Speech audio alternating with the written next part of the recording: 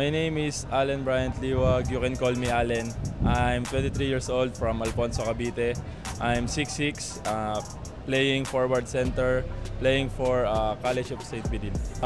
Nag-start ako maglaro ng basketball nung bata pa lang ako kasi minulat na ako ng father ko sa paglaro ng basketball kasi player din siya dati.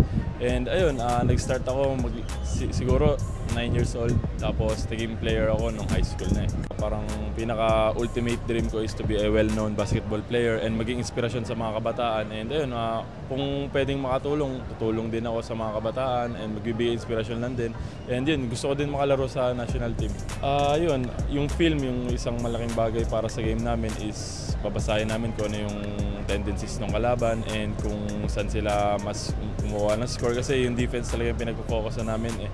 Tapos pagpasok ko sa loob ng court, yun na, wala na akong ibang isip kundi game time na. Siguro yung rebounding and lakas ng katawan yung advantage. Mas nagiging kumpiyansa yung mga kampi ko kasi alam nila na andun ako para sa second chance points. And yung lakas ng katawan, nagagamit ko siya pag binibigyan ako ng play nila ko sa low post. So yun.